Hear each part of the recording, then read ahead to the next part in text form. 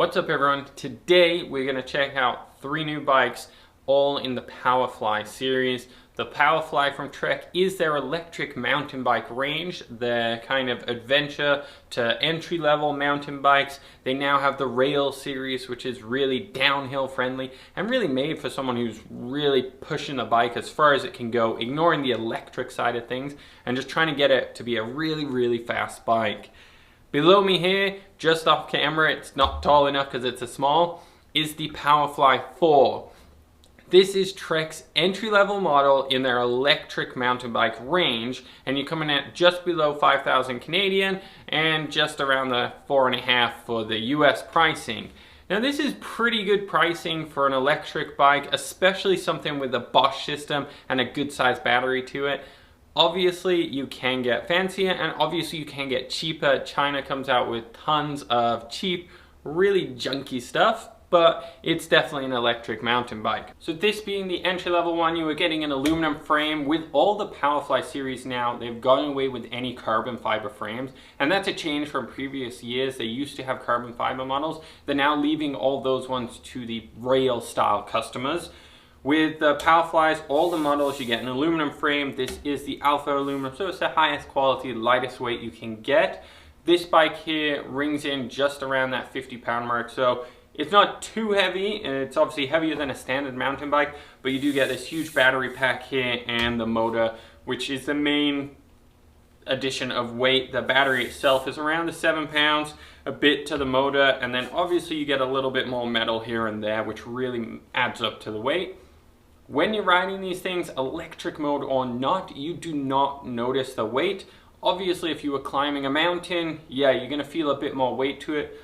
But in real terms, this is probably about as lightweight as some Walmart entry-level full suspension mountain bikes. So that's pretty good in my mind. They come with a commuter saddle, so this is an upgraded seat that Trek offers to sell separately. They come with it stock, and that is going to be the same for all of them, which is a really nice little addition. When you're spending this much money, it's kind of silly that you would have to spend more to get something comfier. They come with ergonomic handlebar grips, so this is going to be something, again, it's just a nice addition for this style of rider where you're going to be adventuring, going off-road, doing some trails. It's something which is going to be an addition, and it's going to be something you're going to like, and it's something you don't need to add later on because it already comes with it. If you're looking for better grip and power and performance, again, you're probably looking towards the Rail series than the Powerfly. So that's the SR Suntour XCM34. It is a relatively good fork. It does have lockout on this side, so you can turn that suspension off. Really, the benefits of lockout on an electric bike aren't as beneficial as a non-electric bike. You're gonna lose some energy efficiency, but you have an electric to back it up, so who really cares, you know? It has a 10-speed on the back, so that's the one slight downside. Again, many downsides to these bikes don't matter too much. They just don't, because you've got this electric backup. So yeah, you don't get that big, huge 12-speed, but you don't need it. One, with this style of bike, you might venture off onto those courses, but you're not doing it every day. You're not hunting for the most technical steep climbs ever. You're just riding your bike, and if you happen to come across it, well, now you've got the boost mode in this electric system to really get you over the edge. That is not a huge downside. It's actually got a pretty good range to it for the 10-speed, and it's a nice shifting set. It is the Dior stuff, so this is a staple in Shimano setup. It is a fast shifting, really well reacting one. Compared to anything below it, it is significantly better. And honestly, anything above it, it does get better, but only once you've experienced this for a long period of time will you really feel the differences between this and something higher. Straight comparison, never experienced it before, you might not notice too much. Hydraulic disc brakes, and that is something common on any mountain bike now from Trek, starting with that Trek Merlin 5. All the way up to this, you get a nice set of brakes. They are going to be a little more powerful than what you'd get on the Trek Merlin 5. You're going to have a bit more weight. You want a little more control underneath those, and then a little less brake fade, so they add in larger rotors and discs to just prevent that kind of stuff. Again, you're carrying a little more weight. It's not huge, you know. Many people think the weight of the bike, but it's only 20 pounds compared to a regular Trek mountain bike, and many of us can lose 20 pounds. Tires on it, on this one, come with the XR3s. Depending on the size you get 29 or 27.5 in the rims. And the rims really don't change anything. That's just for the size.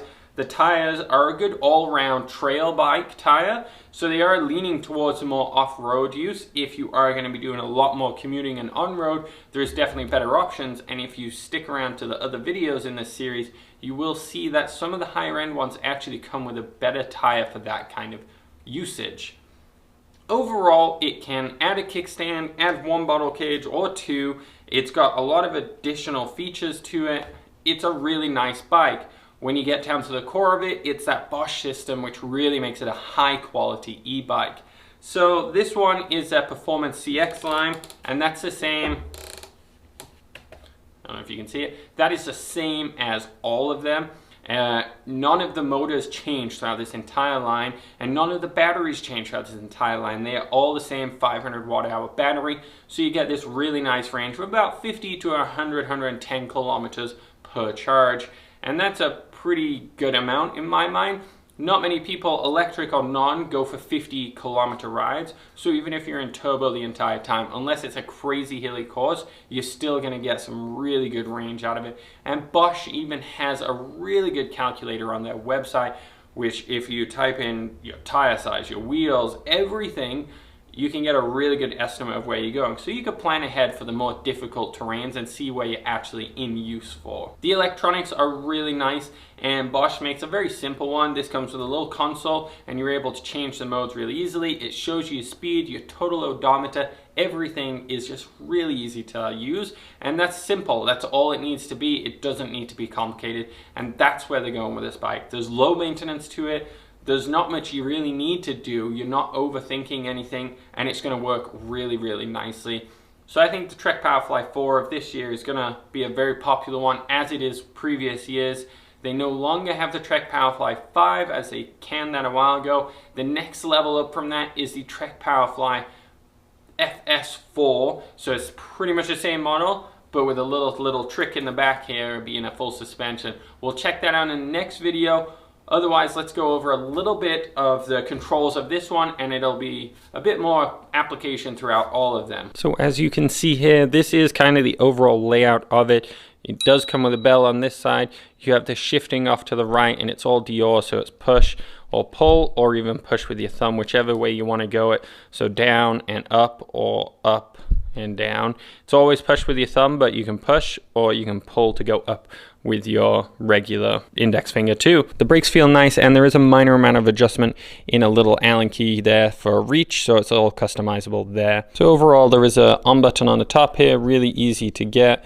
Everything's within reach of the main controls, so that just flicks it on right there. On the lower half, you have a walk button. If you press this and you are in any of the electric modes, it'll say walk plus. At any point during the walk plus, you can press and hold, and it'll actually try and move the bike forward. And it changes the pace a little bit when you are actually operating the bike and in the different modes, but otherwise it just goes at a gentle 3-ish km/h pace to help you up hills if you're pushing the bike. You got simple plus and minus modes here, and these just go through the 4 modes. So you got Eco, Touring, E-mountain bike, and Turbo. E-mountain bike is a nice little feature that goes on pretty economical and then detects how hard you're pedaling. As soon as you pedal hard, it really ramps it up automatically to a turbo-like level. And Trek can also reprogram the touring mode to a e-mountain bike light, which isn't as aggressive but a little more economical, but will be a little more aggressive than touring. So your range will update automatically based on which mode you're on. And then from there, it will also allow you to get a good gauge of how far you can go at the current pace or hill you're at. This will update live while riding. So if you're going up a 60-kilometer hill, you know you've only got 60k left unless it drops down drastically.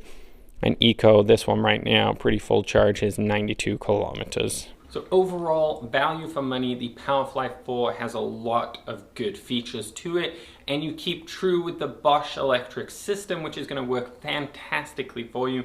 Honestly, it's one of the smoothest ones possible. There is some minor customizations to it, but not a huge lot. They keep it very simple. It's not for someone who's looking to optimize their electric system the best. They're looking for something to be optimized for them and works really, really well. If you go ahead and check out the next video in this series, which is coming right up, we have the Powerfly FS4, and this is the next lineup in Trek's Powerfly line, with a few minor differences, but nothing too major.